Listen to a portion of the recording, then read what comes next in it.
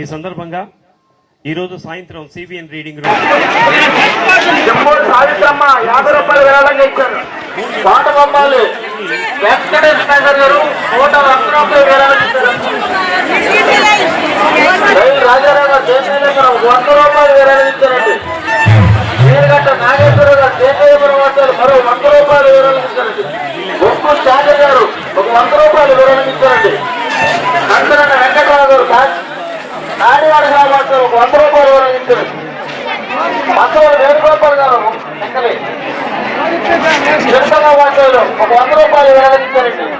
పంప నగేష్ గారు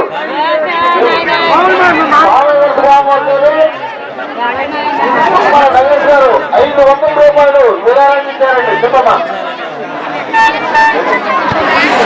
బాలశ్రీ గారు కళాంతంగా మాట్లాడు 100 రూపాయలు విరాళించారండి. రైపాడు గ్రామాలు 100 రూపాయలు విరాళించారండి. వానారి రమణయ్య గారు రైపాడు వార్తలు మరో 100 రూపాయలు విరాళించారండి. వర్కల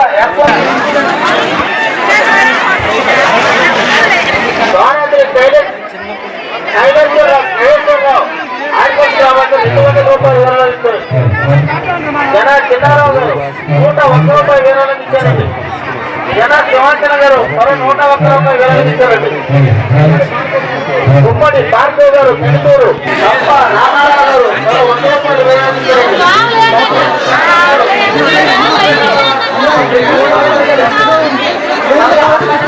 నల్లబడి గ్రామాలు 100 రూపాయలు విరాళించారండి.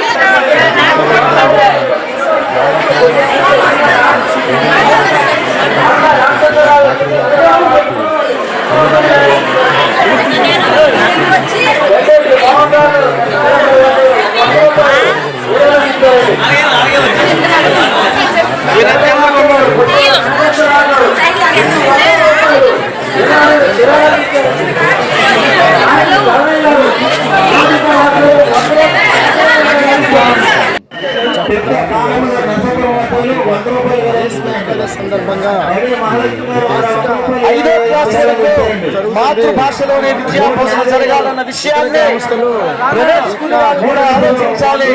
ప్రభుత్వం కూడా నిర్ణయం తీసుకోవాలని, అలాగే గతంలో ప్రభుత్వం 85 జీవో ఇచ్చింది. అందులో కేవలం ఆంగ్ల భాషలోనే విద్యాభ్యాసం జరగాలని.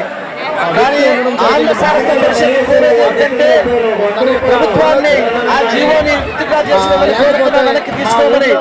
ఆంగ్ల భాషే కాదు తెలుగు భాషలో కూడా ఐచ్ఛికంగా విద్యను పొందేటువంటి అర్హత అవకాశం కొన్ని తరాలు తెలుగు ప్రజలకు ఇవ్వాలి, విద్యార్థులకు ఇవ్వాలని మా కోరిక. పిల్లల ఇష్టం, ఆంగ్ల మాధ్యమంలో ఉంటారో ఆంధ్ర మాధ్యమంలో చదువుకుంటారో కాపాడడం కోసం